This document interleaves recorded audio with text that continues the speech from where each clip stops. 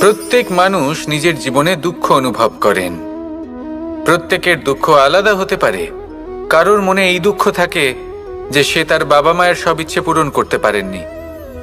কেউ এটা ভেবে দুঃখ পান যে সে চিরকাল সদাচার করেছেন, সৎকর্ম করেছেন, কিন্তু তাও তাকে দুরাচারী বলে মনে করা হয়। কেউ এটা ভেবেও দুঃখ পান যে তার সামনে যে ব্যক্তি রয়েছেন তার চোখে তিনি শত্রু হয়ে উঠেছেন বা দুষ্ট হয়ে উঠেছেন, যেখানে তিনি হয়তো কোনো অনুচিত কাজই করেননি। এবার এই সমস্ত বিষয় নিয়ে ভেবে নিজের ব্যক্তিত্ব নিয়ে সন্দেহ প্রকাশ করবেন না। যদি নিজের ব্যক্তিত্ব নিয়ে কোনো সন্দেহ থেকে থাকে, তাহলে কর্ম সংক্রান্ত প্রশ্ন করুন যে আপনি যা করেছেন তাতে কি উচিত ছিল, কি অনুচিত ছিল। যেটা প্রয়োজন সেটা এটা বোঝার যে আপনার অন্তর্মন, আপনার বিবেক আপনাকে কি বলছে, আর আপনার অন্তর্মন আর আপনার বিবেক আপনাকে যেটা করতে বলবে শুধু সেটাই করুন। আর তারপরে এই সংসার কি বলবে, কি ভাববে সেসব নিয়ে ভাবতে যাবেন না। কারণ এই সংসার তো ঈশ্বরকেও প্রশ্ন করে থাকে, ঈশ্বরকেও দোষী মনে করে। কখনো কখনো যখন কোনো ঘটনা মানুষের ইচ্ছা অনুযায়ী ঘটে না, তখন মানুষ এটা বলে যে হে ঈশ্বর, আপনি আমার পাশে থাকলেন না, আপনি বড়ই কঠোর, এটা আপনার দোষ। যেখানে বেশিরভাগ সময় হয়তো সে নিজেই নিজের কর্মফল ভোগ করছে। আর কখনো কখনো ঈশ্বর হয়তো তার জন্য আরো ভালো কোনো পরিকল্পনা করে রেখেছেন, কিন্তু মানুষ সেটা বুঝতে পারে না। তাই দিনের শেষে যেটা প্রয়োজন সেটা হলো নিজের মনের কথা বুঝতে হবে। আপনার বিবেক কি বলছে শুধু সেটাই করুন আর সামনে এগোতে থাকুন। আমার সাথে ভালোবেসে বলুন রাধা রাধা। সবাই বলেন যে জীবনে কাদের সঙ্গ লাভ করছি সেটা খুব গুরুত্বপূর্ণ।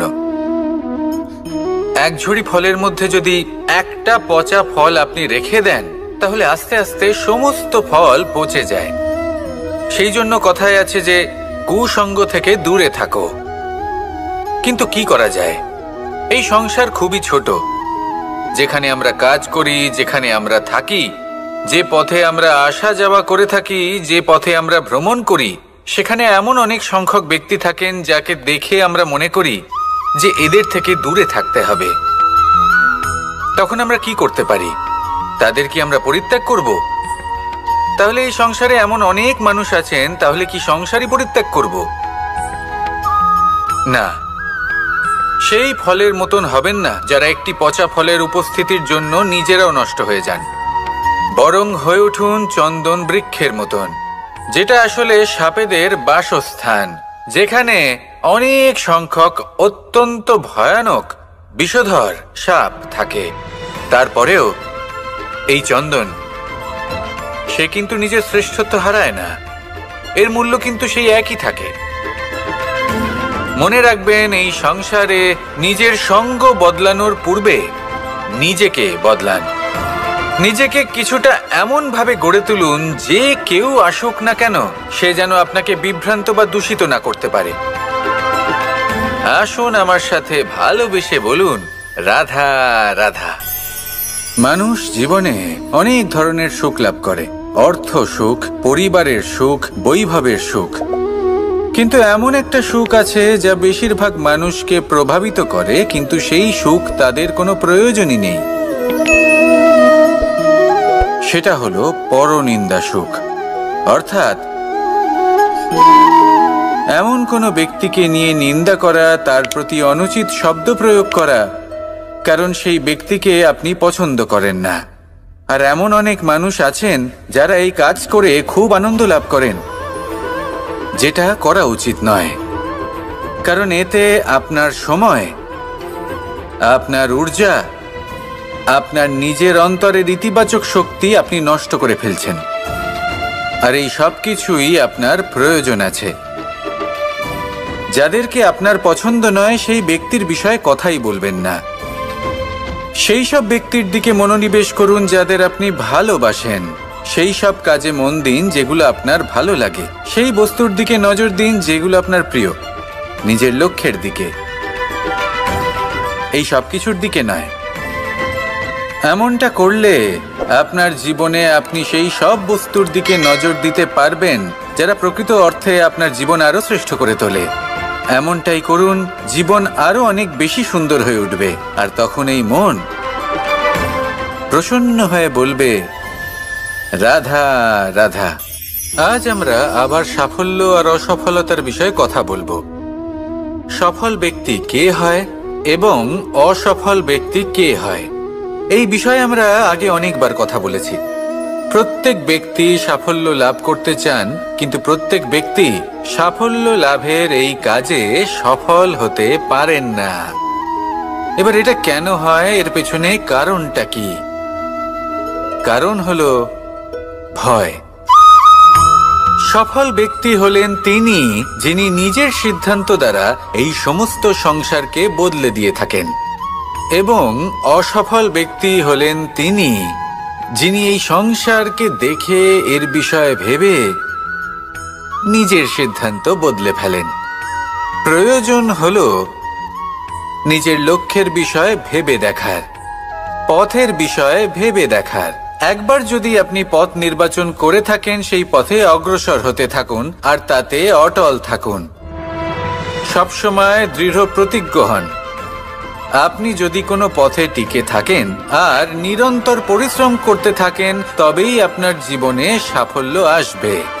যদি কথায় কথায় লোকে কি ভাববে, লোকে কি বলবে, একথা ভেবে নিজের সিদ্ধান্ত পাল্টান, তাহলে কখনো নিজের লক্ষ্যে পৌঁছতে পারবেন না। আসুন আমার সাথে ভালোবেসে বলুন, রাধা রাধা।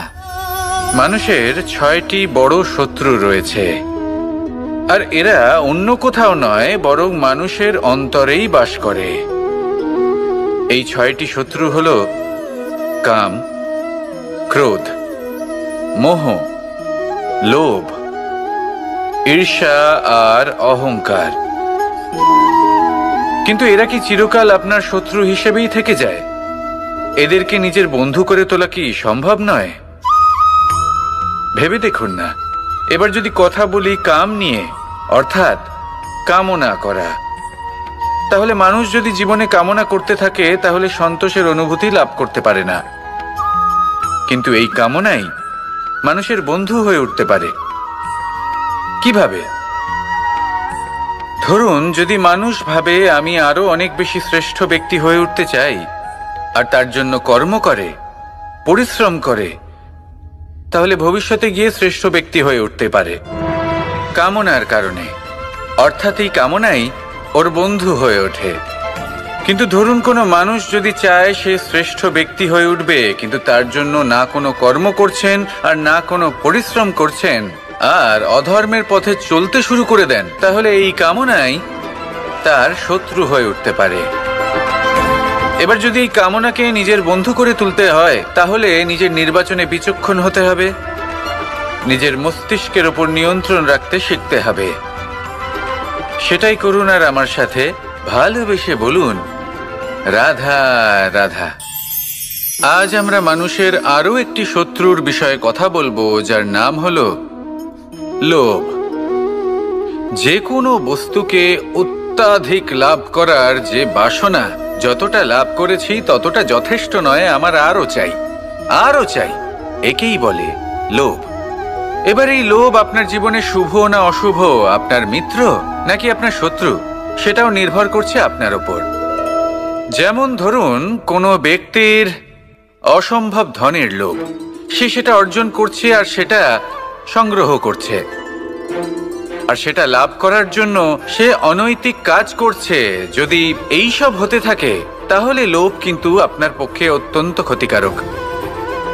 কিন্তু যদি সেই ব্যক্তি ধরুন ধন অর্জন করছেন, তার সাথে নীতিও পালন করছেন, আর সংগ্রহ করার পরে সেটা সংসারে ছড়িয়ে দিচ্ছেন, যদি এমনটা হয়, তাহলে এই লোভ আপনার বন্ধু হয়ে উঠতে পারে। যদি আপনার সৎসঙ্গ লাভ করার, সৎকর্ম করার লোভ থাকে, তাহলে আপনি কখনো একা থাকবেন না। যদি ভালোবাসা প্রদান করার লোভ থাকে, এই সংসারকে সাহায্য করার লোভ থাকে,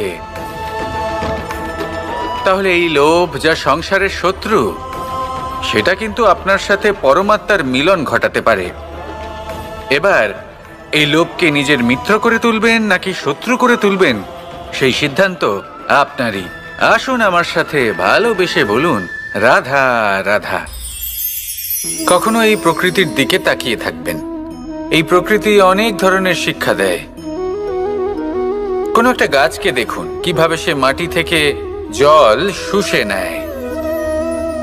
সে ঝড় হোক বা হোক কড়া রোদ সব সহ্য করে এবং অবশেষে সে ফল ধারণ করে। আর সেই ফল উৎপন্ন করার পরে সে ফল কিন্তু সে নিজে গ্রহণ করে না, এই সংসারকে প্রদান করে, যাতে পশু পাখি মানুষ তারা এই ফল গ্রহণ করে শক্তিশালী হয়ে উঠতে পারে, সুস্থ থাকতে পারে। সেভাবেই নদী, সরোবর এরা নিজেরাও কিন্তু নিজেদের জল গ্রহণ করে না, মাটিকে প্রদান করে, পশু পাখিকে প্রদান করে। সূর্য নিজেও নিজের জন্য প্রজ্বলিত হয় না, সে প্রকাশ ছড়িয়ে দিতে চায় আমাদের সবার কাছে, সে আলো পৌঁছে দিতে চায়। এই প্রত্যেকের কর্মে পরমার্থ নিহিত আছে, আর সেই জন্যই এদের সকলকে পুজো করা হয়। তাই মনে রাখবেন,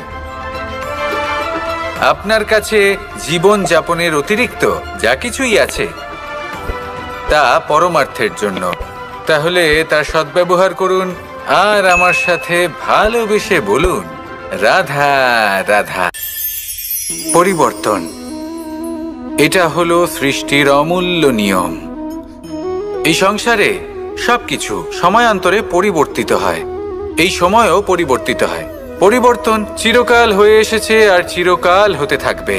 কিন্তু এবার আমরা সেই পরিবর্তন কিভাবে লাভ করব যেটা আমাদের প্রয়োজন, যেটা আমরা চাই? আমরা জীবনে বিকাশ চাই। এই বিকাশ কিভাবে লাভ করতে পারি? এই প্রকৃতি কিন্তু আমাদের অত্যন্ত উত্তম উদাহরণ দিয়ে বুঝিয়েছে। একটি বিন্দুর উদাহরণ দিয়েছে যা ভবিষ্যতে একটা বিশাল নদীর আকার ধারণ করে। এটা কিভাবে হয়? মেঘ থেকে একটি বিন্দু ঝরে পড়ে সেই পর্বতের ওপর যেখানে হিম আছে। সেই হিমের সংস্পর্শে আসা মাত্র সেই বিন্দুর সাথে আরো বেশ কিছু বিন্দু যুক্ত হয়, তারপর তারা অগ্রসর হয়, আরো কিছু বিন্দু যুক্ত হয়, আস্তে আস্তে একটা ক্ষীণ ধারার রূপ ধারণ করে এবং সেটাই ভবিষ্যতে আরো এগোতে থাকে। অনেকটা যাওয়ার পর যখন অনেক সংখ্যক বিন্দু একসাথে যুক্ত হয় তখন সেটা বিশাল নদীর আকার ধারণ করে।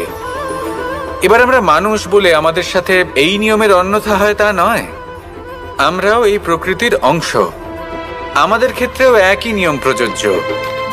যখন পরিশ্রম করে অনেক সংখ্যক বিন্দু আমরা একত্রিত করব তখনই পরিবর্তনের নদী প্রবাহিত হবে। প্রয়োজন হলো নিরন্তর পরিশ্রম করা এবং ধৈর্য ধরা।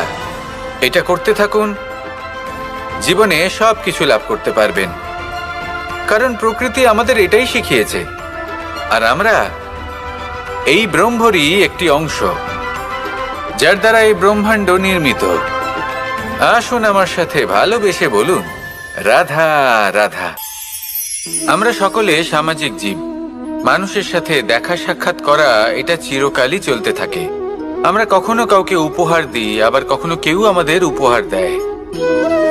কখনো কি এমন হয়েছে যে আপনি কাউকে একটা উপহার দিয়েছেন, কিছু সময় পরে বা কিছু মাস পরে সেই উপহারই ঘুরে ফিরে আপনার কাছেই এসেছে, অর্থাৎ সেই বস্তুটাই আপনার কাছে আবার ফিরে এলো? এরকম হয়। ছেলেবেলায় একদিন একজনের বিবাহ ছিল, তখন মা তাকে একটা উপহার দিতে চাইছিলেন। তাই তিনি একটা পোশাক বানালেন আর সেটাকে সুসজ্জিত করছিলেন। আমি দেখলাম আর জিজ্ঞেস করলাম যে মা, এই পোশাক এত সুসজ্জিত করার কি আছে? তখন মা বললেন যে কানাই, কখনো কাউকে এমনই উপহার দেবে, এমন প্রকারে দেবে যে সেটা যদি আবার ঘুরে ফিরে তোমার কাছে ফিরে আসে তাহলে যেন তোমার খারাপ না লাগে। এটাই কিন্তু হয় আমাদের ব্যবহারের সাথে, কর্মের সাথেও এবং আমাদের কথার সাথেও। তেমনই আচরণ করবেন যে আচরণ আপনি সহ্য করতে পারবেন। যদি মুখ থেকে কটু কথা বেরোতে থাকে তখন নিজেকে সংযত করে নিন। সেই শব্দই প্রয়োগ করুন যেটা আপনি তার বদলে শুনতে চাইবেন এবং আপনার দুঃখও হবে না। কারণ আপনার কর্ম এমন একটা উপহার যেটা আবার ঘুরে ফিরে ফলস্বরূপ আপনার কাছেই আসবে। সেই জন্য নিজের আচরণ শুভ করুন, নিজের মানসিকতা শুভ করুন, নিজের মুখ থেকে মধুর বাণী নিঃসৃত করুন, আর এইভাবেই মধুরভাবে বলুন, রাধা রাধা। এই সংসারে প্রত্যেকটা জিনিসের নিজস্ব একটা বিশেষত্ব আছে, আর তার বিশেষত্বর জন্যই তাকে বিশেষ গুরুত্ব দেওয়া হয়। যদি কথা বলি অস্ত্রের, যেমন তরোয়াল, তরোয়াল নির্মাণ করা হয়েছে রক্ষার জন্য। কত তাড়াতাড়ি সে সামনে উপস্থিত শত্রুকে নিধন করতে পারে। এবার এই তরোয়ালের কোন গুণটা দেখা প্রয়োজন? সেটার ধার। সেই বস্তুটি নয় যার মধ্যে এই তরোয়াল রাখা হয়। সেইভাবেই যদি আমি কথা বলি বাণের, তাহলে এটা প্রয়োজনীয় নয় যে সেই বাণ কতটা তীক্ষ্ণ, কতটা বলশালী। এটা দেখা প্রয়োজন যে তার আকারটা কেমন। সে কি বাতাস ভেদ করে নিজের লক্ষ্যে পৌঁছতে পারবে? সেটা বেশি গুরুত্বপূর্ণ, সেই জায়গাটা নয় যেখানে সেই বাণ রাখা হয়। ঠিক সেইভাবে যদি আপনি কোনো মানুষেরই মূল্য বুঝতে চান, তাকে পরখ করে দেখতে চান, তাহলে তার জাতি, তার ধর্ম, তার রূপ, তার আকার, সেগুলো দেখে তাকে পরখ করতে চেষ্টা করবেন না।